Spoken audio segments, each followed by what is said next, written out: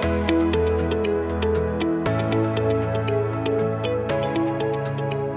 well, hello and welcome. This is wonderful. The second time we've hosted this pre-conference workshop here at Samaritan Protective Services. It is great to be back, so thank you very much, Brandon and Samaritan, for hosting us. We are excited to have this before our Convergence Forum tomorrow, which will undoubtedly go into many of the topics that we're going to explore today. Today, we are, like last year, going to explore two topics in a roundtable discussion format. This enables us, on the one hand, to come up with new ideas, but also get to know each other a little bit before the conference. The two ideas that pivot each other very nicely, I think, are mobility. Notice I haven't specifically said protective mobility. It can encounter tech, it can encounter people, policy and procedure, it can look at armored vehicles if you want. And then the second is on insider threat. Not that we are paranoid about our insiders, but we really need to look at the backgrounds of many people that we are employing or potentially employing or engaging with. And together this can hopefully offset very nicely against each other. I am recording this to put this as a piece of content on our YouTube channel, so don't say things that you don't want out there. Challenge accepted. Yeah. Okay, it's been good seeing you. I'll see you later, thanks. We're just gonna go to the bar. I believe that's our best plan. Which we will do. And we have a few people who are coming in midway, so we'll make way for them as well. Let's go around the room introducing ourselves to one another, just so we can kind of understand where we're coming from. Let's start off with our host, Brandon. Brandon Shaft County, Chief Executive Officer of Samaritan Protective Services.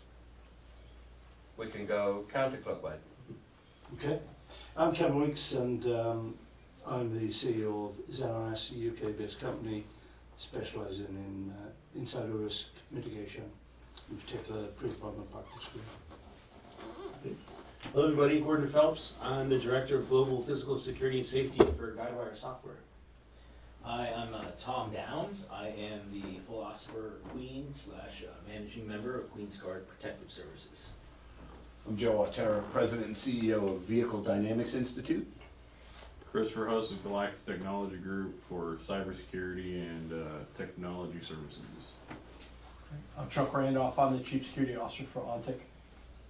I'm John Calhoun, I'm the Northern Virginia Area Supervisor for the Uniform Division of Samaritan Protective Services. Joshua, good God, that's a long time. Joshua Strickland. I'm the Site Supervisor in Lorton for Samaritan Protective Services. Great. Well, it's great to have operational and technology and strategic colleagues in the room. Right, let's start off. Oh no, we forgot. President. Sorry. You knew we was getting away with it. Yeah, I know. I'm Dr. Treston Wheat. I hold a lot of hats. I'm an intelligence analyst with Insight Forward, special advisor at Riley Risk, senior advisor at Save the Children, and adjunct professor at Georgetown. Excellent. Very good. Well, the good doctor, thanks for bearing with us. Mobility. Mobility conjures up so many different ideas. Global mobility, very different to EP, but yet somehow navigating in similar worlds. What do we think we need to improve in the world of mobility? What's coming up? What threats? Because if we had done this event maybe 3 years ago, we know quite well what this event would all have been about in terms of mobility. The Ford F-150 ramping up its heat, but what are we really concerned about when we're looking at EP modernization? I don't know, Mr. Randolph, what do you think we should sort of focus on for this? Well, mobility is an interesting piece, as I think around the room we have, mobility, think about cyber and the ability to inject something in the middle or something in the middle between the principal and whatever threat actor. We have cherished colleagues here from the physical side, mobility meaning will our cars still work in the tech age, and how are we transporting, how are we educating ourselves as we move forward. We have on the physical side manned guards. What are we doing in terms of the folks that are on the very far pointed edge of the stick in order to be able to make sure that mobility of information gets back to us so that we can enable decision makers. We have leaders here. I think about the upcoming election space and mobility and speed of the ability to see and manage threats, insider threat. How are we getting indicators of an issue inside the walls to the boss? I think maybe we begin by bucketing what might the big buckets of mobility that we would talk about would be. Okay, very good. Well, let's go to Mr. Mobility. Joe, what do you think the wider group doesn't understand about the way that mobility is being handled at the moment? Well, I think that today the greatest challenge really is technology and how rapidly it's evolving. You know, Chuck mentioned, can we keep the vehicles moving? You know, there's been a couple of studies that have been done, mostly theoretical, on what would be the impact of an attack on a specific vehicle and how would it be executed, and there's a number of ways. But then when you look at it larger scale and look at some of the civil unrest and things we're seeing, and what would a group that wants to be really disruptive do, and what happens if you can disrupt the mobility of an entire city, right? And we touched on it last year. We were talking a little bit about post 9/11, immediately after the attack, and how they had shut down the bridges and whatnot. Now that's a physical attack that leads to a mobility issue. What if somebody is deliberately trying to hack into our digital infrastructure that controls a lot of the traffic signals and all of that? Now, what does that do for our mobility? Do we have a plan for that? Does our crisis management plan account for that, right? So you've got that. The other side of it too, when you start talking about technology, start distilling it down to the single vehicle level, is, you know, this next generation of advanced driving assistance systems includes two things, and it's actually here, right? It's already upon us. DMS and OMS, driver monitoring and occupant monitoring systems. Simple way of saying anytime that car is on, there are cameras and microphones recording everything, transmitting it out of the vehicle to the manufacturer's cloud. Now that brings up two questions, because when you sign today a sales agreement or a lease agreement for a new car, you are signing away your rights to the data. We know they sell location data to data aggregators. Are we giving away the rights now to our IP that's being discussed in the car that's now served on their cloud? And then the other side of that technology question is, you know, anything that's being quote unquote beamed outside the car is interceptable. And, you know, call me skeptical, but I doubt auto manufacturers are on the cutting edge of encryption, all right? Whereas we're dealing with some state-sponsored adversaries that are on the cutting edge of breaking encryption. And again, you get into now mobility of information as well as mobility of people and the risks that creates, and are we prepared as an industry to address those? And my opinion is we're lagging way behind. There was a study done a few years back of auto manufacturers and their parts suppliers, the vast majority of whom said, yeah, we have a tremendous cybersecurity risk, right? Over 60% of those surveyed. Yet only 21% of them even had a cybersecurity program at their company.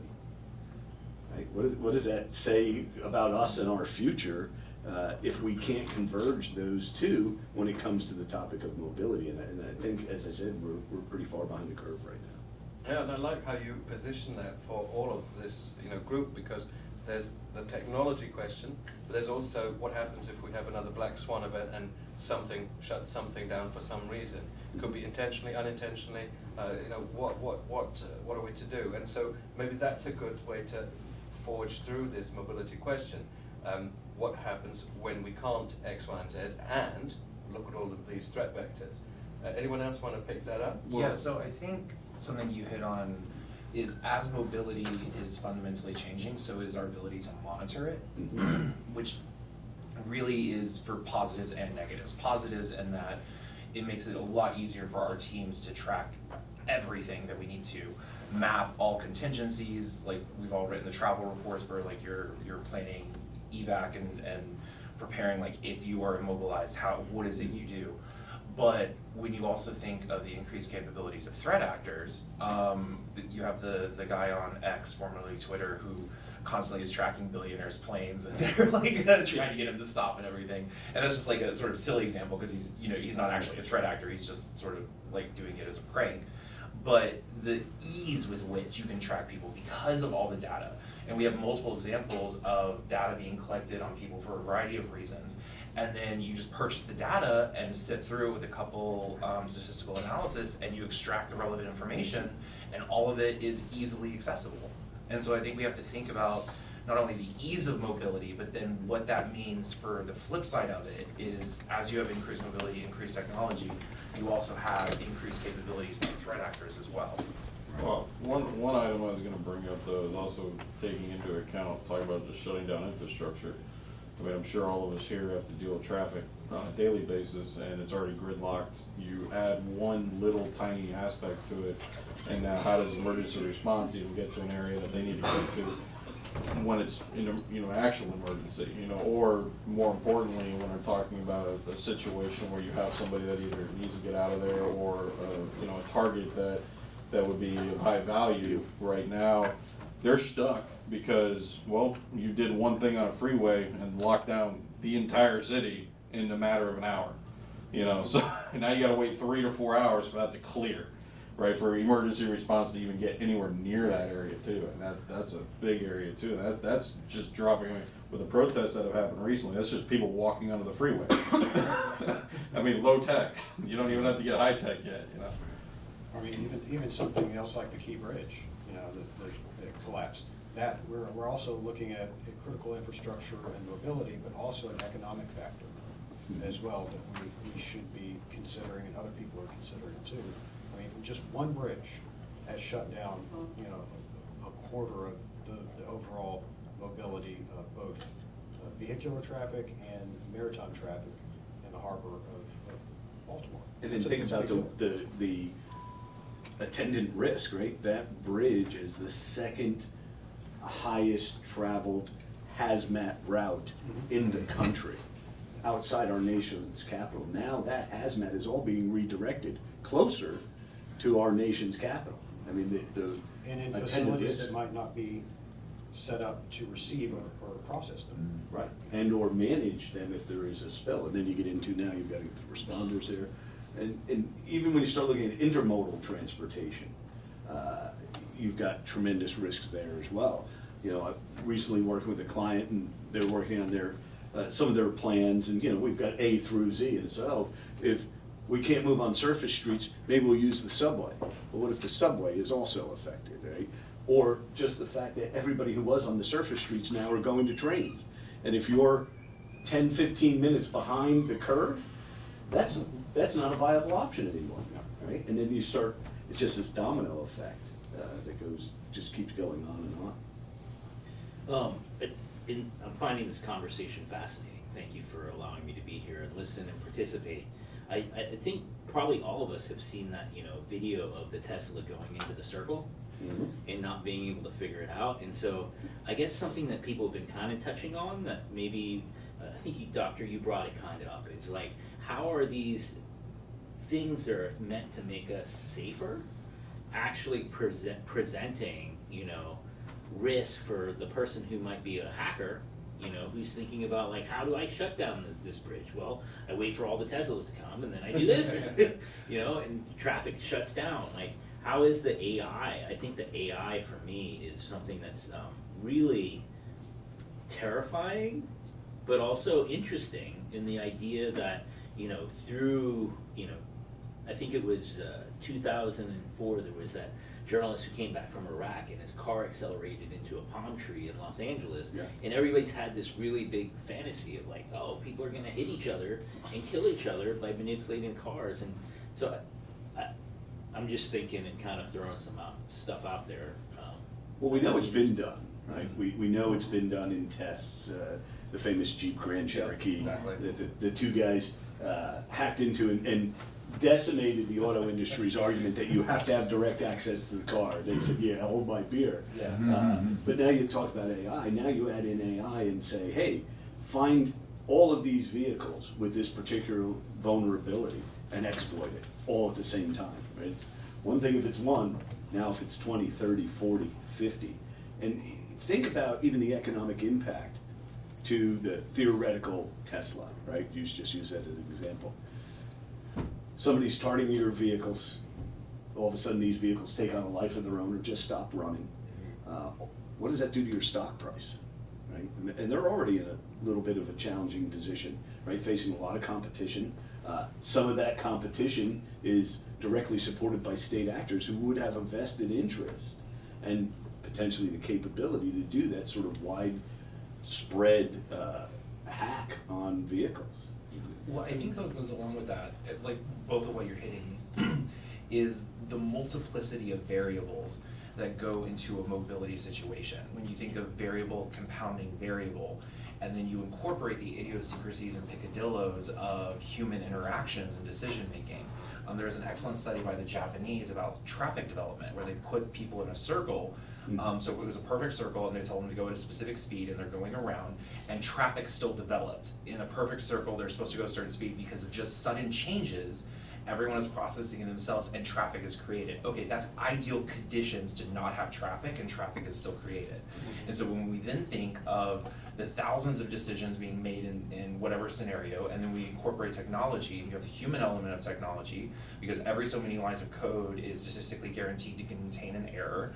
And so you compound that technological variables on human action variables, on infrastructure development and changes variables, and it becomes, I mean, statistically impossible to calculate, but EP agents having to deal with the concept of this sheer massive complexity to actually maintain mobility. Well, and let me ask a question, Chuck, because you're, of your position, and Brandon, you as well with your clients. Where are their concerns? I know where ours are. We see those quite a bit. What are when it comes to mobility? Are we overthinking the problem? Are we making it more complicated, or are they having these same questions about technology, its impact, whether it be narrowly focused or broadly focused?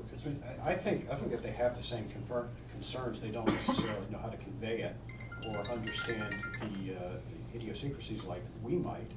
But at the same time, a big part of what we do is privacy. Mm-hmm. They're concerned about privacy. That's what I hear day in, day out. Is my Tesla listening to me? Is my new Bentley going to veer off the road? I have a Subaru now, and it wants to drive for me. I don't like that, okay? I have those same issues as well. Our clients are concerned about privacy and how their data, you mentioned it earlier, every bit of data that is pushed out, whether it be electronic, radio, smoke signals, it can be intercepted. Clients know that, we know that, and they come to us for solutions.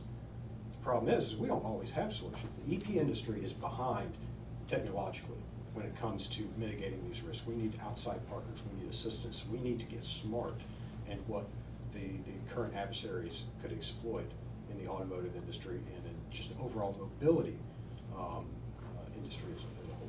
Yeah, it's interesting you say that. We're working on the consulting side with a client. Two gentlemen, very well thought of and noted in the AI space, have created an AI-focused venture capital fund. And in talking to them and doing their risk assessment, one of the partners had been, isn't anymore, big fan of Uber and Lyft, and I just use Uber and Lyft. And he said, but what are the risks? And I said, let me put it back on you, and let me tell you what we know. That we know that they're tracking you for a period of time after you get out of the vehicle. They're selling that data. You tell me you're using 3 pseudonymous accounts. How many places are you repetitively going to, right? You haven't changed your pattern of life. You just got 3 names associated with it. You're big in AI. What would it take for you to write an AI model that, if you could get into that system, would detect that pattern in those 3 pseudonyms and put you at risk? And he thought about it. He said, you do that in about 10, 15 minutes. I said, well, you've answered your own question and you've educated me, right? Simple pattern analysis is all it is. It is. Well, that and So despite all of this, despite all this advanced technology and stuff, it still goes back to those EP fundamentals of root randomization, pattern, depatterning Where that activities. pattern of life is Yeah. to the extent possible. let's sidebar for a second. Yeah, I think you brought something up that's worth maybe discussing in this group. EP has an identity crisis that's happening right now. Clearly. I've been saying for the last year, I think, you know, I'm a retired lieutenant colonel. I did information operations, speaking of mobility disruption. But I think in the military, you have what they will call like revolution in military leadership. I know the good doctor will correct me if I'm incorrect, if I'm wrong, as he's done for many years. And I think we're on a cusp in EP of an identity reset. You know, I recall being in the day where like, I'm just the body person. I don't do bags, I don't do this. But we're rapidly coming to a place where that does not compute, purposeful word, because I think what is an EP person? Yes, we're there to protect a person, but we're a protection integrator. I need to get Treston out the door. What do I have that I can use to get Treston out the door within the way that he wants to do it, that's not gonna overdo it, not gonna underdo it. Gonna have a little bit of dice rolling in there and hope we get it right, but at the end of the day, I'm gonna look at everything I have in my power to bring that to bear on that problem. This is why I say protectors are the best CSOs, because within all of us, critical thinking, crisis management, problem solving is inherent. So you go back to hey, I'm worried that my car is a telemetry machine and I'm within it. Great. Instead of saying, I have the answer to everything, boss, we should say, interesting problem, let me get some courses of action and let's get after it. And then we go find somebody to say, what do you know about this? Can we talk about what our issue is? And then we bring those options to bear and enable decision-making. And our boss, he says, I'm either willing to accept this risk. In the military, you say circle X, I'll accept the risk. Or how do I mitigate it? Correct. You know, I go to the insider risk thing too. I think about as a protection officer, a protection agent, you know, talking to your boss to say, not only do we have a telemetry issue, we potentially have a personnel issue. Like, how do we know who those people are that are managing your garden? Or how do we know the people that are coming in to wash the house or to manage the network of things? So I go back to, I think we're on the cusp of re-identifying ourselves in the protection industry as Redefining what our capability and role is. You can do that, you can redefine it, and I think we should. I think you're 100% on there, while at the same time not reinventing the wheel. Our job is to provide protective services, reputational risk management, and overall risk management. Risk encompasses everything, right? So we can still go back and maintain our fundamentals while growing and evolving with the time, and that's where I believe that we are far behind. I'll quote Yeah. a show that both Fella and I like. I mean, risk is our business. Mm-hmm. What you're really hitting at with like the direct comparison to the revolution in military affairs, which has happened over multiple iterations, particularly of the 20th century, is we go back to Clausewitz, who I'm a huge fan of. The essential nature of war will never change. It hasn't changed. It won't change in the future. Whether it's the development of an application of the crossbow in the 11th century, or cyber warfare with particular attacks, the essentials remain the same. And that's essentially what you're hitting at.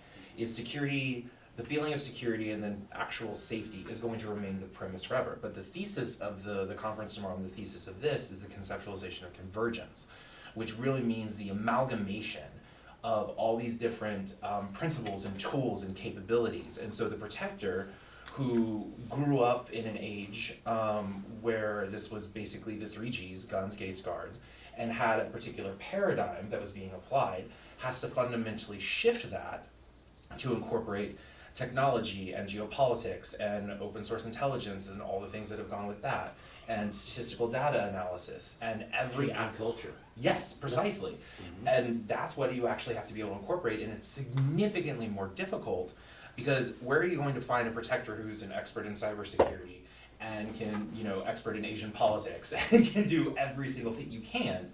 They'll tell you they don't know. Yeah. The fold-out business card, right? So that's what we have to think of as like security companies and security teams, is how do you maximize impact by putting in the right tools and people and trainings to be able to encompass as much as possible, because where like the CIA has 10 analysts for one subject, we're gonna have one analyst for 10 subjects, and so we have to be able to handle that together. One area, and this is something in the cybersecurity space, which has always plagued us, and I can't tell you how many conferences I've been in with cybersecurity experts that all tell me the same thing, which is, you have what you need to get done from a security aspect. Business always has a different, outlook, right? So now you're always plagued with this. If the CEO happens to agree with the security guy, it'll get implemented. If they happen to see it with the way of the developer, it won't get implemented, right? I think EP has an area in security in general that you're with the client far more than like even the tech guys with the client, or even the analysts will be with the client, or any of these other areas. You're constantly in their ear, as opposed to like talking about the IT portion. You look at even a client's house. The amount of different areas you can breach that house from a cybersecurity aspect is immense nowadays. I mean, I was talking not too long ago to a client about the fact that they have the brand new smart refrigerator, and once we scan the network, there's 15 holes in it, and I'm like, that's just a spot I can jump off of. I have a colleague of mine that he has to do penetration testing for a major bank, and I mean, he was able to breach one of the printers. And because it wasn't segmented properly, he was able to jump on the Active Directory, and then from there just spun out, right? I mean, it took over everything in a matter of a few days, right? Now, luckily, he's on their team to find that stuff, but, at the end of the day, you have the IT guy that comes in, or the cybersecurity guy that comes in talking to the client, well, we need to change this, you gotta change this, you gotta change this, you gotta change that, and you gotta spend all this money, because that's the other aspect. Cybersecurity is not cheap. None of it is. I mean, talking about the cars. I mean, the cars got 15 computers in them, right? Just today. And now they're talking about now they want to add the additional cameras, the additional AI. I mean, you're going to have 30, 40 computers inside this car, all that have different software, different manufacturers, different programmers, and then not even to get on the subject of right to repair, but the whole problem too is all that's copyrighted, which nobody wants to talk about. So as a cybersecurity professional, I may know how to fix the hole that exists.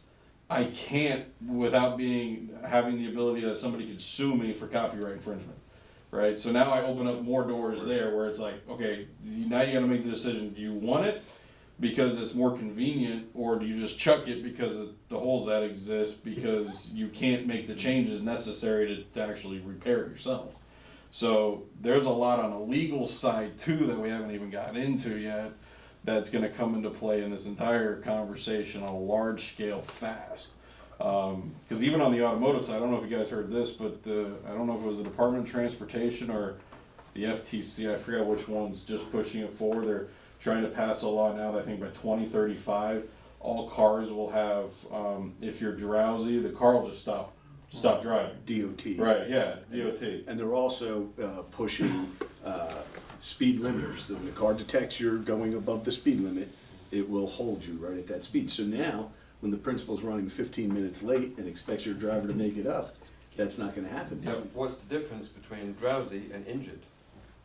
What is the difference? And that's been a big question too, is, all right, you do have a problem, there could be medical conditions, a whole slew of stuff that comes with it, but now you're basically completely relying on the AI to tell you whether or not you're able to drive this vehicle. Right. Okay. And what if it's malfunctioning? If it's malfunctioning and nobody's drowsy. What if the algorithm just isn't it's well just wrong? developed? Yeah, it's just incorrect. What if it's the line of code that has the error? Then you have a car that won't function. Right. Let's bring in Kevin and our new colleague John. What are your thoughts on this? Kevin, I mean, does this ring any bells for you? Yeah, it does a bit. It actually feels almost a little bit cheap to sort of reference. On the first time we met in London, I was given a presentation on offensive use of OSINT against EP operations. Okay? So I've been fortunate enough to be both the poacher and the gamekeeper during a lengthy period of government work, and also as a privateer. And I was talking then, I think it was about 7 or 8 years ago, about the issues we have, and people in the EP industry who are present, very interested in finding out what we could do with these tools we designed to get information about this. Well, there's two conversations you've got to have at the same time. You've got to think offense and defense, both of them, because they don't mutually depend on each other. It's like security and intelligence, they go together, right? You've got to consider both sides of the coin. Dark side of the moon, light side of the moon, whatever you want to say.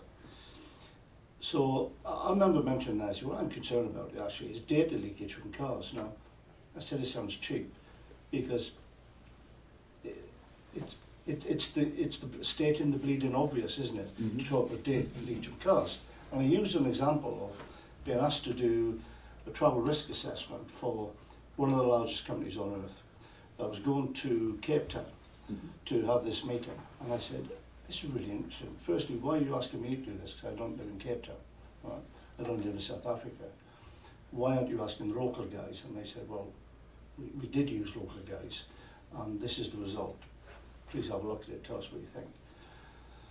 So I did the task for them. And the two things that jumped out at me were, firstly, complete lack of awareness on the EP team that was highly paid, pretty big. It's not an oil company. Right? And weren't, even then, as I'm sure you guys are, weren't thinking about what sort of chatter is out there on the communication channels about targeting of executive hotels. Okay? Because unless you're going to stay with a trusted individual, and what is such a thing, if you can stay in whatever hotel you can in that place, what are the guys with black balaclavas saying in the chat rooms about it? Because look, here's some examples of the never-changing passwords for those hotels. It's actually getting worse now, isn't it? It's not getting better. I'll tell you what the password is for a well-known airline's top-tier clubhouse. It's actually Runway, you know, and it's been that for some time. Okay, so these were people that you look after sort of gather together. So coming back to this business about why you feel it's cheap. We talk about data leakage. I said I'm more concerned about it. When you go and do this operation outside of your normal borders, where you're probably more familiar, you've got more time, you're in a sort of controlled or semi-controlled environment. The minute you start going overseas, you're reliant upon your supply chain, aren't you, and operation partners. Which a separate path I would run down there is, I think you guys need to be at least as much as concerned about real old analog issues like your supply chain due diligence. I don't even know how far you guys go in terms of doing screening of your own employees. Because, you know, at the moment there's a fear, there's more of a fear across all the industries outside of defence and aerospace, and a couple of others, of breaching privacy laws than there is of recruiting a bad hire. And I'm not into this area because I want to be in it. It's just, it's calling. It's going back to the cars in Cape Town. You know, whose cars are you going to be using when you go there? Well, we use the team that's going to support us. So what are they going to do regarding, who's going to take responsibility for cleaning and unhinging any devices that travel in those cars from there? So this is about 7-8 years ago now. So I say it feels a bit cheap because you'll all be thinking this, but who's doing it? Right. And there will be a tendency in it. My only involvement in EP ops, I tend to be in the spectacular. And when they go spectacularly wrong, and I've got to do investigations around those or not, as opposed to the run-of-the-mill stuff. So that's supply chain due diligence. The cars that are leaky, my local university that we're deeply partnered with for people and for technology has been running a program for 7 years where they're actually buying a car. It started with a BMW, then went to a Mercedes, where they hold their car for 3 years. And every day the professors and the assistant professors run these cars and they're testing it in the laboratory. What more can we get out of it under laboratory conditions? Because those are the conditions or the capabilities of hostile nation states. And until you can absolutely define who your most likely adversary is, if you've got something with copying, stealing or destroying, somebody will come for you. And if you're part of your critical national infrastructure, then you must work on the basis of the most capable states, which will be the ones that you're thinking of at the moment. So if you can do it under a laboratory condition in Wales, you can definitely do it where you're thinking, correct?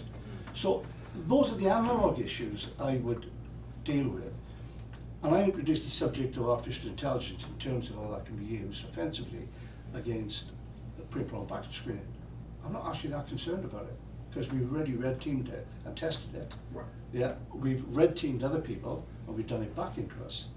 It's simply, there's bigger fish to worry about, or to fry, and that will be about getting a really good, robust model in place where you go beyond what you have to do and thinking compliance plus, not compliance, for actually starting the screening of your workforce back to your supply chain. Because if you are not auditing what they are doing, the data from those cars that they're lending you is going to end up somewhere else, isn't it? You know, it's probably more frightening than nation state, and I mean, you know, I'd be an advocate of any time the China 5-year plan comes out, you should look at it, look at your organization and go and say, here's where we're sitting in this. Ransomware. Not exciting, but if we're a criminal We deal with it on a daily organization basis. and we can hack into your car and get in the middle of that, disrupt and say, hey, you want your car to work? It's only gonna cost $25,000. I'll get your $200,000 Mercedes back online in 5 minutes.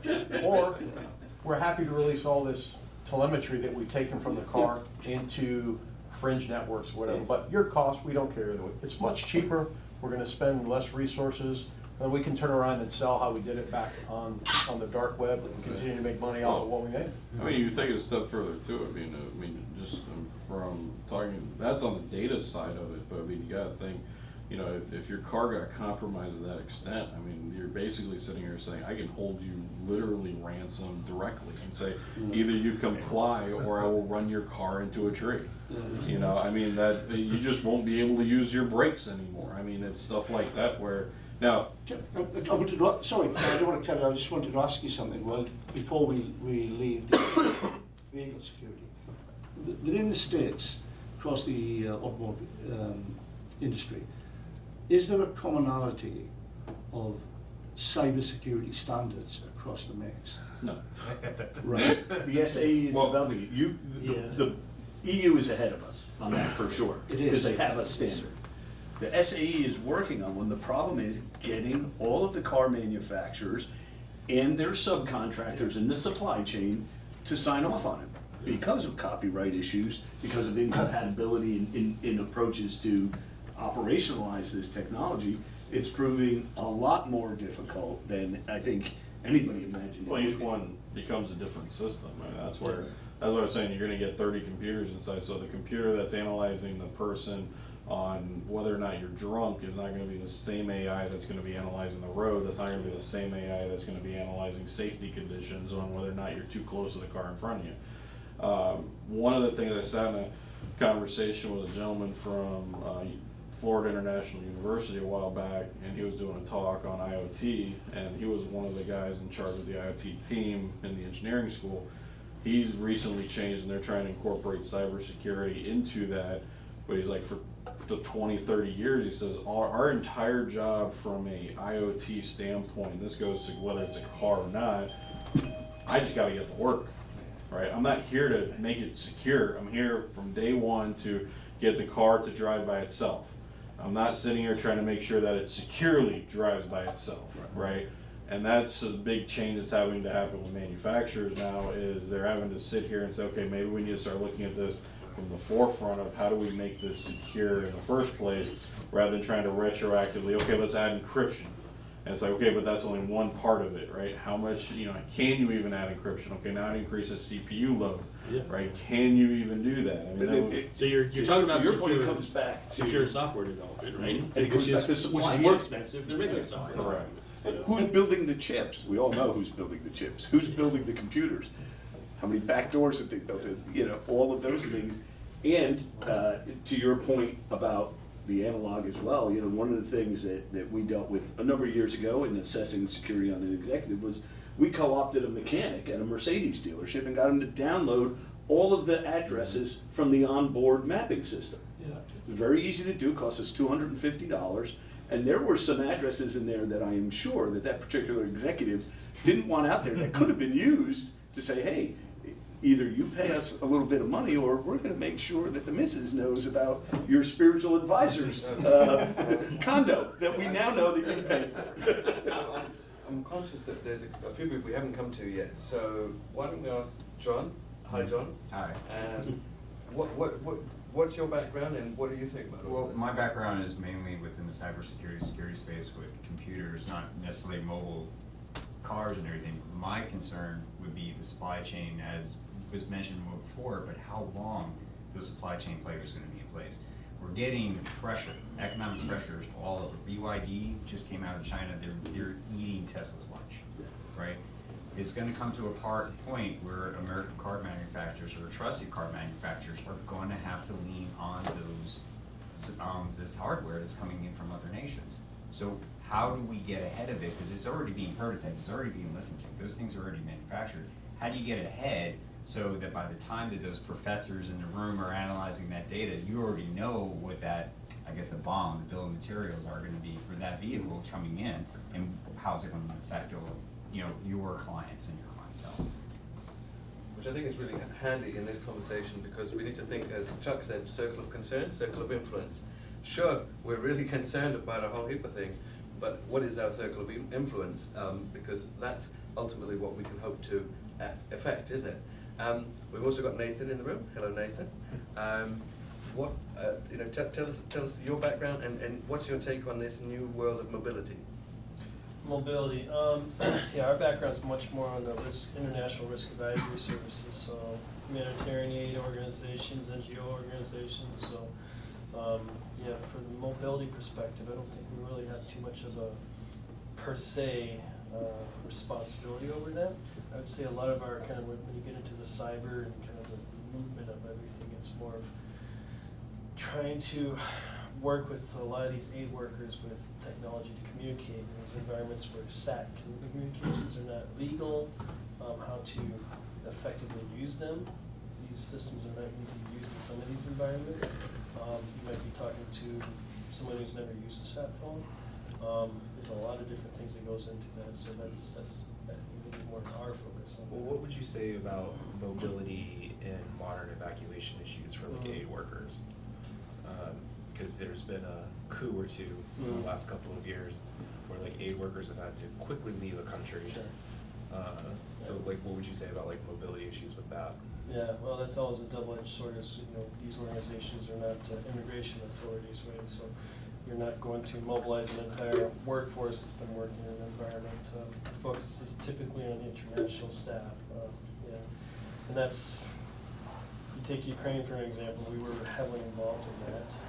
You get into a situation like Haiti, where seats on a helicopter or a bus or whatever are going to be costing $30,000-$40,000 a seat. That's something that becomes very much a resource that's in high demand and hard to find, even if it's safe to move. Think about post-COVID, in just the general protection space, there was this kind of moment, however you feel politically about COVID, I mean, it had an effect, and many people didn't make it. Like their organizations fell, they couldn't pay their bills, for whatever reason, good, bad, and different, it happened. So there was this moment, I think, after COVID was kind of dissipating, if you will, where everyone was kind of like, okay, when I think about the close protection conference, we had a lot of people show up, and there was kind of like, who's still around? And, are they viable? Can they still do it? Are they robust enough? Have they survived that? I think about your space, Nathan, and the idea of like, hey, we've had permacrisis. I know that's like an overused word, but like, what's the effects on the mobility issues of evacuating? Like another one, our system is down. Our own, evacuation supply chain has been stretched to the point that we don't have. We don't have fixed air, we don't have fixed wings or anything to give you. Yeah. In Ukraine, that's like, for even organizations now, that's a thing to consider, because if you've got a workforce of 30, 40 people, okay, you're talking buses. Well, military can compound buses at any time, so you might have a great evacuation plan, stage the buses here, but those buses may not be available, right? So that's a resource you probably shouldn't count on if it came to that point where you need to evacuate staff. Talk smaller vehicles, because the military is probably less interested in those, because they need those resources, because they're in the fight. So, well, Nathan, I just listened to you. Thank you for being here and part of this conversation. I'm sure that we can't really like go into it, but you're talking about protecting humanitarian aid, and I can't help but think about a month ago, World Central Kitchen, you know, driving a convoy to provide aid. The Israelis think, oh, this is a Hamas operation going down because of their, and then, you know, kill all these people. Do you think, as a protector in these war zones and humanitarian, like, it's worth starting to talk to the volunteers, for the people, for the aid workers, on like, how do we make our signatures obviously not the people that are gonna be targeted by a drone strike? Yeah, no, that's a good example, perfect example. We were working with an NGO back in Ukraine, and they were actually they were working in the front lines, and they were wearing attire that was very militaristic in style, right? And they just, you know, good initiative, lack of judgment, right? And that was just an easy thing to fix, but for them, they were so caught in the initiative that they did not think of that. And they were working in Kherson and these areas where it's like the potential for fratricide is quite high.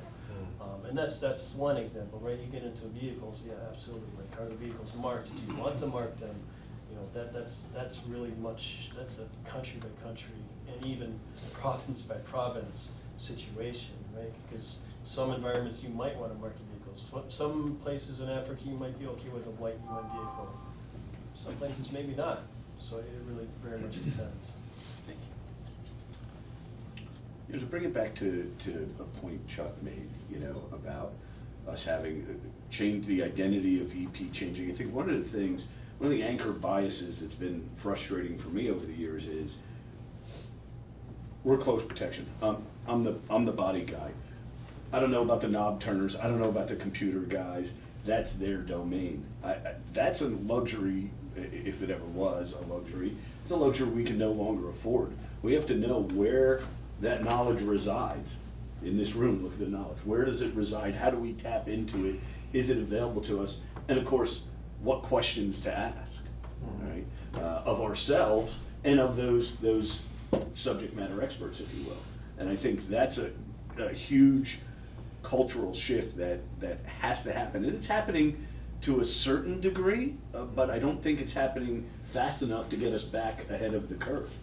No, I think you're right on that. And there's, regarding the cultural side, there also needs to be, for the new executive protection professionals coming into the industry, they need to have a care for, okay, more than Gates, Guns, Guards, I need to know who I can reach out to for cybersecurity, for medical, for whatever. They, in the training academies, need to reinforce the overall risk management sphere versus I'm a bodyguard. I think, and that's part of the cultural issues that we've been dealing with and that we are behind in, is that these new guys and gals coming into the industry need to be exposed to more. We need to be okay though. I mean, look, we're all protectors in this room. We can say whatever we want at the end of the day, but at the end of the day, we all got into this somehow because we have an innate value of protection. We could get into the psychology of why somebody wants to be a protector. I like saying no to people. We'll leave that for next year. But the idea, I think we need to embrace the fact that we're protectors, but we embrace all aspects of protection, like whether that be in the digital space, whether that be in the physical space. And to be a protector, we need to first and foremost, and I know a lot of people are like, no, it's all physical. I say first and foremost, we need to be critical thinkers. Which says, if I'm in a space and my boss is a runner, then I damn well better become a runner. True story. If my boss likes the Knicks and I hate basketball, well, I better like basketball. You know, whatever it is to get me there so that I can start influencing the decisions of risk. I noticed that you didn't say, I gotta like the Knicks. Yeah, I know. But I think but that scales then too. You know, if I'm in advanced security, say, you know, we're coming up an election year, I have to do this for the organization. You know, what do I need to do to protect voters? What do I need to do to protect aid workers? What do I need to, you know, the old adage, like it scales, that thought process. But for me personally, it all starts with critical thinking. Appreciate the Clausewitz, I'm a fan of Sun Tzu, and I'm a huge fan, as you know, of Miyamoto Musashi, who say, hey, look, I love this sword, I'm gonna learn everything there is to know about it. I'm gonna go to 15 different people, find out 15 different ways, and I'm gonna start every day as day zero. What can I go learn? And I think that's what I see coming out in the industry, but I agree, it's not coming out fast enough. I really appreciate this idea of like identity changing. As a resident philosopher at Queensguard, we think about this a lot, and especially like thinking about what's going on with these campus protests right now, right? We have a GW, the campus is calling on the police to come and sweep it, and they're like, this is a First Amendment thing. This isn't a policing issue. Like, what if executive protection, if the protection industry was able to hold, like, give UCLA, oh, you're hearing about, like, there might be a raid, there might be violence here, rather than relying on the LAPD, which, you know, even if there's a murder, it's gonna take 3 hours for them to show up. To show up to this thing, why not have your SD out there? Why don't you have the monitoring, showing the people who are coming in and going to perpetrate this violence in this campus protest?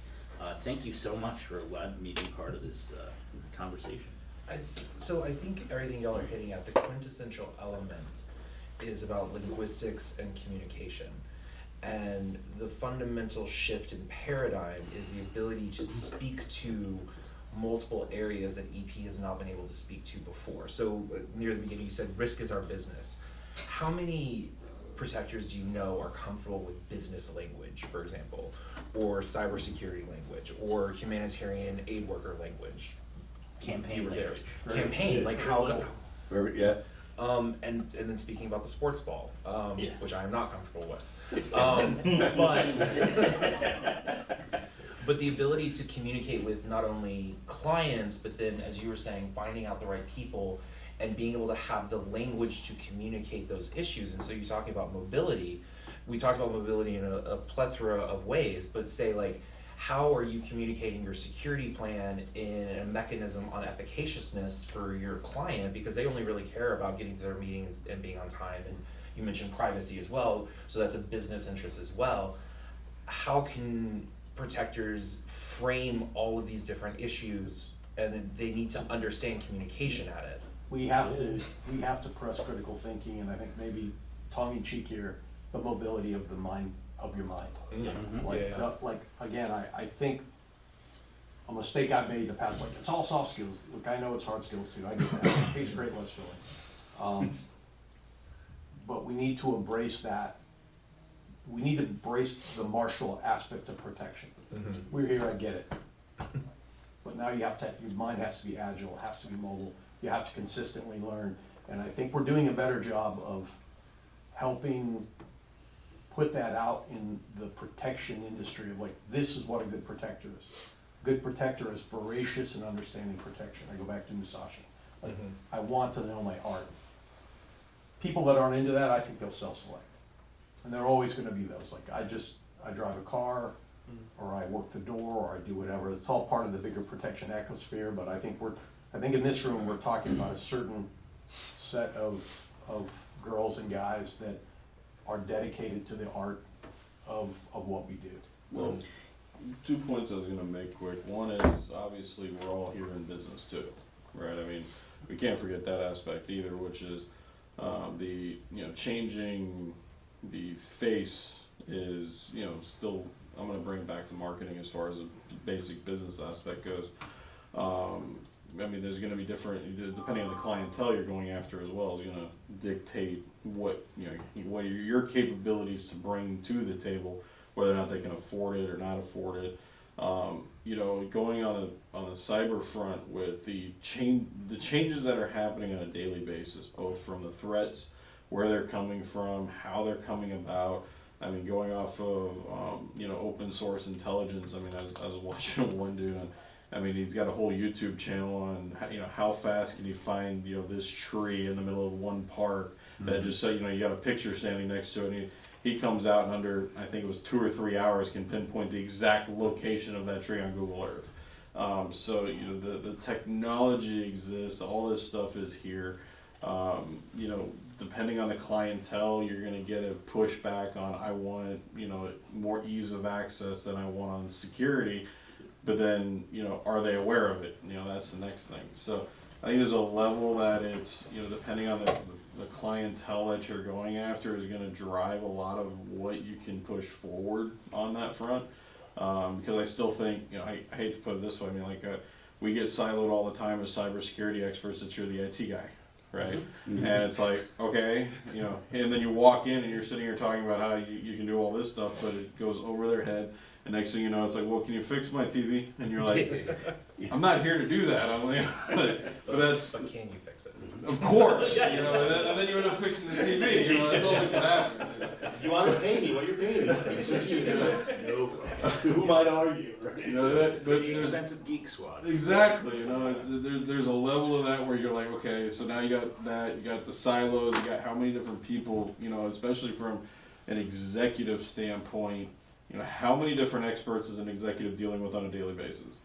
You know, and then you're coming into the mix, having another opinion as a separate portion of the business, and there's a political element, not in terms of who politics are, but in terms of organizational politics, their friends. I mean, I've had to compete with somebody coming up telling me how it's overrated to go with SSDs, and I'm sitting here, I'm sure everyone in this room would be like, what do you mean? Like, how is that overrated? You want to go with SSDs? You know, but at the end of the day, they're getting talked by somebody else that they trust, and it's overriding what would be an expert opinion coming up, and now they're coming up changing what direction they're going to take. So I think there's an element to that too, which has to be looked at here, and just from an industry standpoint, I figured I'd bring that up. Security, whether you're digital or physical, all runs on trust. Yep. Full stop. Yep. That's it. If they don't trust you, it doesn't matter. I mean, we've dealt with this before, like, put out massive amounts of information on something and then, oh, I heard from my buddy. Yep. Or I heard from this. So This- you all have the to time. speak the language in order to get, you know, we have this like seat at the table, which I get. And I'm kind of over all the axioms, seat at the table, convergence, all this stuff. We either need to put action behind that or find the words. But what do you need to do to get at the table? You need to get in the damn room. Mhm. So if you get in the room, stay in the room. Don't worry about the table, just get in the room. And when they need the expert, they're gonna look at you and say, oh, fella, can you help me with this? Yeah, of course. As opposed to like, I have a seat at the table and stay at the table. Maybe you don't need to be at the table all the time. Just don't leave the damn room. So that when they need you at the table, you're available. Right, and how do you get in the room? Be mobile. You gotta speak the language. You gotta knock, and you gotta be able to speak the secret password to get into the room. And you have to be competent too. And to your This point. conversation, I'm not sure if it's, sorry, go ahead. Oh, to your point, right? So you're saying you're the cyber guy, they think you're the IT guy, fix my TV. Is that a perception issue on their part or an articulation issue on your part? Right. You as the theoretical. Which is it? Is it both? Because I know on the protection side, the bodyguard side, the ED side, I see a lot of it is, from my perspective now, I have much different perspective on the field now because of what we do in it. A lot of it is an articulation issue. Security practitioners are notoriously bad at articulating what it is that we contribute to the enterprise. Why should we be in the room to begin with? We were talking about this the other day on a call. Chris Coleman was on the call. He couldn't be here today, but he'll be here tomorrow. One of the things, you don't want to be the one who walks in the room and people go, who are you? You to a certain extent, especially when you're needed, you want to be the person who walks in the room and they go, thank God you're here. Exactly. But if you don't speak the language and you don't get in the room, nobody even knows who you are. Are you here to fix the TV? No, that's not what I do. I'm just gonna things counter that point just briefly. Okay, yeah. I, for years, been doing, 24 years doing this, been hearing some of the echo, right? What I would argue is, there was a turn with executives at the C-suite as soon as they heard United Healthcare on the Congress floor describing what their vulnerabilities were and how that was.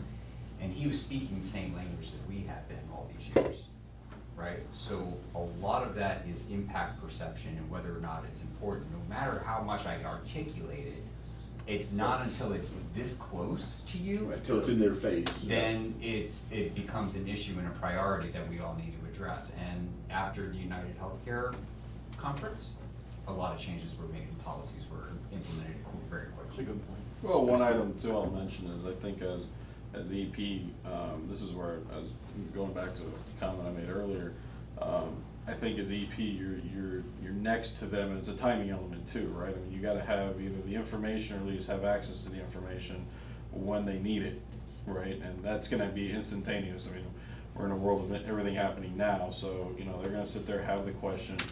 You're already there as being the executive protection as opposed to the cybersecurity guy that, yeah, is a phone call away, but unfortunately, it's still a phone call. You're not in the same, and I'm gonna go to a literal portion, you're literally not in the same room, right? I think there's a level there that EP has a big advantage to be able to take all the other silos and almost, you know, going to the talk that we're probably gonna have tomorrow with Convergence, you know, being able to kind of be the driving force in a lot of different areas just because you're in the room more often, being able to answer questions more often than every other aspect that comes down the line of that. Like, you're not calling your red team, you know, every Thursday trying to figure out what's going on, but the EP guys in the room every single day with them having conversations, whether it be, you know, just a, hey, how's everything going, talking about the sports game, whatever it may be, and it leads into the next question that comes up because of a current event or something that comes up, or now it becomes in their face, and you're already there to be able to have the conversation to get the information to them, versus it kind of goes into the ether and then it gets talked about later, and now it's far away from their face now that nobody cares. So I think there's a level there that comes I would up. challenge that a little bit, because one, it's a double-edged sword, especially as we're speaking of mobility. We've all seen EP agents royally mess up their lives and team lives by transporting a client improperly, and everything cascades from that when that is poorly done. And so being close has its disadvantages as well. Like, it can actually get you straight up kicked out of the room if you do it poorly as well. But I would say EP's advantage with this isn't so much being in close proximity all the time, but EP has learned better. I don't think EP is great at it, but learned better to speak the language. Because the problem with like the United Healthcare example is like, they shouldn't have necessarily been using the language of cybersecurity all along. Cybersecurity should have been using their language all along. And I think that was the greatest impediment, and is the greatest impediment to security being in the room and being at the table as we're putting it. And I think like the mobility issue is actually a fantastic sort of metaphor for this, because if you're speaking the language of your client and your principal, then you're not gonna tell them, we're avoiding traffic to avoid a protest or anything. You'll be like, we're avoiding traffic so I can get you there on time so you can make money. That's how you have to phrase that kind of stuff. Productivity, Yes. profits. And, you know, one of the things, my 2 stints in the corporate world, folks that worked for me got tired of hearing me. It was all EP focused. Put down guns and ammo and pick up Business Week, pick up Fortune, pick up the Financial Times. They don't care. They assume you know how to shoot and fight and drive. That's what they pay you for. But to build that trust that is absolutely critical, they have to know that you speak their language, that you know sort of what their goals and objectives are for the company, and again, articulate how you contribute to those. And you're absolutely right, it's productivity, it's profits, it's, yeah, I'm doing this to avoid traffic. No, I'm doing this to get you there on time, to close this deal, let's make it happen. Projectors are just yet another business enabler, right? Just like, you know, internal IT, just like HR, just like, you know, our role is to enable the business. We do that in a certain way, right? Just like the others do in a certain way. But you need to be able to articulate, how are you enabling the business? Here's how I'm contributing to, you know, the business being able to do its thing. Chuck mentioned strategic thinking and critical thinking, right? And that's a practitioner. You know, I'm gonna pull the medical hacks. I'm the medical guy, right? A technician is someone who can be trained to do something over and over and over the same way every time. Radiologist, an EMT, a paramedic, they're technicians. Yeah. Practitioners are ones that can think critically, that can practice a trade. The art. Where is there training in EP or in security in general that is a practitioner level training? It's all technical. How to use a TCSM, how to use a radio, how to drive a car, all critical skills you have to have. But the practitioner piece, Now, how in medicine is, for a paramedic coming out of paramedic school, they're a technician. They go through an internship for over a year. Then they practice with a physician. They are a practitioner. They can think critically. But not every doctor will allow them to think critically. Sometimes they have to be forced into a pigeonhole to be a technician, right? In EP, there isn't this maturity model where you become a practitioner and you have a mentor truly shaping someone to teach them how to think critically. And I think that's what we're talking about. And some of you mentioned, well, they should be able to do this and this and this. We're not giving them the tools necessary to do that. There are no... Some of that happens in organizations. Correct, correct. Highly specific, not culturally. It's organizational, it's not cultural. Industry-wide, I don't know that there's much of that, although I think we're gonna see more of that coming. We're starting to build some trainings at Queen's Garden to try to teach that holistic thinking. And it's probably the coffee, but I think it's the conversation that's got me buzzing. And I want to say that, you know, my first career was in building buildings in New York, in skyscrapers. And the biggest way to have your building, which is a huge system, fail is to create a core vulnerability and reduce the systemic redundancy. Something that I'm hearing and tracking in this is like, it seems like there's this tension in EP right now where things like technology are creating these key vulnerabilities that someone could exploit. And at the same time, we're having to use divergence thinking through linguistics and learning to talk about EP as productivity games. Like, I tell you what, if I tell a candidate, look, why don't you let me have an ARB driver while we go to this location, it will allow you to have an extra fundraising event in that. We just paid for the driver, you know? The candidate likes that, being efficient like that. Being able to speak those languages and translate the different perspectives that the people we're protecting need, and translate that into actionable information for them and recommendations that they can take back and go to their stakeholders and say, well, I think we should do it this way because this is what makes sense through that. I think that's super fascinating. Thanks for letting me be here. Really buzzed. Might be both, might be coffee and a conversation. One thing that kind of, you know, what you had mentioned, and one thing I think that's consistent that we see, because it really just depends. You might have multiple mentors throughout your path, and some might be terrible for you, some might be really good. Some organizations might have EP teams that are really well organized and they work how to do things correctly. But what about the mobility of those skills, right? So if you go back to, I'll break it down Barney style for myself back in the Marine Corps, you had a squad. Everyone would frequently have these classes where you would learn a machine gun, you would learn this, you would learn that. This was not your job, but you would learn skills so you had a little bit more in that instance if you wanted to carry the gun or whatever, so you would have that awareness before. And I think there's not as much as that as there should be, because people are very focused on technical skills, or they're focused on a task and they get done with the task, so there's not that layover to learn a new skill or to pick something up. And so as a team, probably bigger teams, it's easier to accomplish this, right? To take one day a week and 30 minutes, let's go, we're bringing a cyber guy in, we're gonna talk cyber. You're not gonna be a cyber guy, of course, you're not gonna learn cyber in 30 minutes. But you're gonna know, understand. yeah, you're gonna know. The effective range of the cyber guru. And you'll better understand where, when, and how to employ it, and more importantly, Exactly. where, when, and how to contact that cybersecurity. How it fits into the big picture. That's how And we bring that to bear on whatever problem You know, we may be dealing with. Nathan, I wonder if what we need to focus on, we say mentoring a lot, and I'm all for that. We all need mentors in our career. Speaking of career mobility, maybe we need to focus more on the industry and coaching.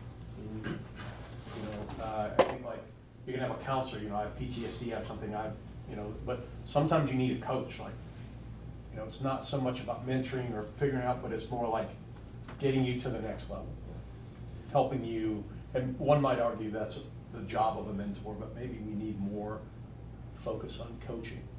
Well, I think one area that I'm going to kind of go on a complete tangent, apologize if it frustrates anyone, but I mean, just as a whole, we've been seeing this as far as the company is concerned, which is the difficulty of even finding qualified personnel, let alone schooling is not providing what you need out in the field. I mean, it can like schooling was always meant to provide more of a framework of reference for you to start working off of, but it was never meant to, you know, kind of push to the side what experience is going to give you. And I think we've tried to, and this is just across the board, I think this is every industry, from trades to colleges to engineering. I think that what's happened is a lot of it's been pushed into, oh, you can pay for this knowledge. And the fact of the matter is that you can't, right? And then we're all, as businesses, kind of in a catch-22 scenario right now because of the way the workforce has been, especially since COVID. COVID's just exacerbated, I think, the problem, which is you don't have the qualified personnel, you need the qualified personnel, but you don't even have the qualified personnel to even train somebody that's just coming in completely green to get them there. I mean, I don't know if you guys have heard like the old stories of like, okay, the guy knows how to take the hammer, hit the engine, and it works, you know, and you had 40 other people that came in looking at it, and nobody could fix the thing, right? But the one guy that's been in the industry for, 70 years or like 60 years that knows it, knew exactly what to do, right? And those people are starting to retire, but the knowledge transfer I don't think has happened, and has been pushed into you can pay for it with what's going. I can tell you from the cybersecurity side is you see this constantly. I don't know how many, I'm sure everyone in here has seen the ads online. You can become a cybersecurity expert in 6 months or a year, right? Pay for this program for $15,000 for a boot camp, and all of a sudden you're going to be a developer. And it's like, but the nuance that you need that comes with that takes years. That's not an instantaneous thing. But then as business owners, you come in, you have a little bit, you just have enough, and I got to throw you into the fire because I don't have the experienced guy to even put with you to throw you into the fire with, right? So, and I think that's a big area that I think we're all trying to, we can't even get to the practitioner area. So, you hit a nail on the head, and something I've seen in DC as a consultant my entire career. I was at the Bureau, I was at ICE, I was at the Pentagon as a contractor for years. And everyone in the contracting room in this area, National Capital Region, we're all replaceable. And every company that hires you, Booz Allen, Lockheed Martin, Northrop Grumman, whatever firm is hiring you at that point in time, doesn't train you. They hire you based on your skills, your knowledge, skills, and abilities, and you're filling a billet. There is no institutional training or education or ramping up. And Capgemini may have been the only company I ever worked for ever that actually had true internal training, where they would take you out and put you through an academy, put you through whatever else to develop you. And that's because businesses transition from practices to simply churn and burn staffing firms. Now, I'm going to say this, I have yet to find a really, really solid, now amongst other than you guys here, security agencies and companies that are practices. They're staffing firms. They hire you assuming that you're coming in with the knowledge, skills, and abilities, and you can integrate fully into that team. And as a business owner, that's managing, that's not leading. Leading is shaping people, training people to replace you. Mm-hmm. That's leadership, right? We're managing. We're managing contracts, we're managing a business, we're taking in money, and how much time are you spending? If you can't take the time to spend mentoring your people, it's not a practice. If you can't train your people, it's not a practice. I would never take a medical provider or an EP agent off the street and seamlessly trust their skills without integrating them. And that takes months. You have a fundamental problem though with your thesis, in that we can't even fully delineate all the requisite hard and soft skills we would want of a protector. I mean, theoretically we could, but it was, it's 100, we as an industry. That's not the problem. The problem is you as a company. It's not we as an industry's ability to, you cannot say it's their fault because we can't fix it. It's your business. If you can't first and foremost identify that internally for yourself, then industry will never get there. It's never looked to other people to do that. A practice is something you as a professional, that's what every attorney, everyone is a professional. No, that's relativistic, because basically what you're saying is, let's move it out of EP, every hospital gets to decide what makes a doctor. They do. Every hospitals don't own the practices. In a hospital you have multiple PLCs, just like a law firm. The emergency department at all the hospitals here are not hospital owned. They are practices, either be Alteon or USACs, or they're owned by another company. Same thing with radiology. So when you go to the hospital, you get 10 bills because you're getting it from all different practices. The hospital is a business. They're paying for the infrastructure. You're paying as a practice to do medicine there. Those doctors are 100% autonomous practitioners. They have their separate malpractice insurance, they have their separate everything, errors and omissions. No, everything. but then you can't have an industry if you don't have standardization. There is standardization in medicine, but there's Okay, also that's my but point. there's That's practice. the failure of the If I thesis. could inject a little Zen Buddhism here. One of my teachers was Thich Nhat Hanh, who's is often considered the father of mindfulness in the West here. And this idea of there's training, there's coaching, and then there's practice, right? And the practice point is the inquisitive, doing things, failing, working on it, being motivated, bringing it past. And I think we are at this point in our society and capitalism where business is struggling, and as a business owner I struggle with this all the time, is if I expect someone to come in and know out of the box how to do everything I need, that's not what I need. I need to treat somebody who's going to have an inquisitive, philosophical viewpoint where they're incorporating different tools and practices in it that they're asking themselves. Thich Nhat Hanh is famous for saying, are you sure? Are you sure? And that's the path to insight. And so I really feel that there are tools out there that we can use as EP practitioners and just good people in the world to really identify our biases, counteract those biases, and create that systemic redundancy that comes from being able to ask, are you sure on this one? Is that really that person coming up to throw a milkshake in my candidate's face? Or is that someone who's just come from McDonald's and has a nice Walking through the milkshake? crowd with the There milkshake. are truths that are core truths, like when Joe can talk about the vehicle dynamics. There are absolute, the physics are not going to change no matter how much you think you can think your way out of it philosophically. But the driver will never be, you will never have the same type of driver in every seat. The driver, training that person, and the physics is static, is constant, but the driver is plastic. And so it's... And to your point about practice though, and if you use the hospital example, there will be practitioners, there has to be, but there has to be technicians. Yes. I put it in my own Yes. business, we track people, everybody who comes in. You wanna be an instructor at VDI? Great, you start as an assistant instructor. 1 in 10 makes it out of that pipeline into the instructor pipeline. 1 in 10. And it's taken us 21 years to figure out fairly accurately who that one will be. To the point that usually within about the first 3 months, we have a pretty good idea. If we bring in 4, we can look at it and say, hey, none of these 4, some of them will be what we call super AI. They'll run the back end. And none of the instructors and the director of operations, nobody has to worry about it because that person has it. They're the Uber technician, but they're not gonna be a practitioner. They don't have it. And depending on the role, right? And some of it is curiosity, some of it is the ability to question yourself. Are you sure? Beginner's mind. Right, the beginner's mind. You've got to find those people. But that doesn't mean you throw out all the technicians either. Correct. Because you need solid technicians too. Absolutely. Okay, so we've gone a long way around from the mobility topic. as usual. Yeah, but it's good. We've got lots to think of. I tell you what, let's pick this up in 15 minutes when we can look at the insider threat topic. And I'm sure this is basically us chomping at the bit to get there because we've already been bringing up lots of people problems, lots of threat problems. For the next session, everybody just think, what is my take going to be? Where do I fit into this? But let's break for 15 minutes and we'll be back in, okay?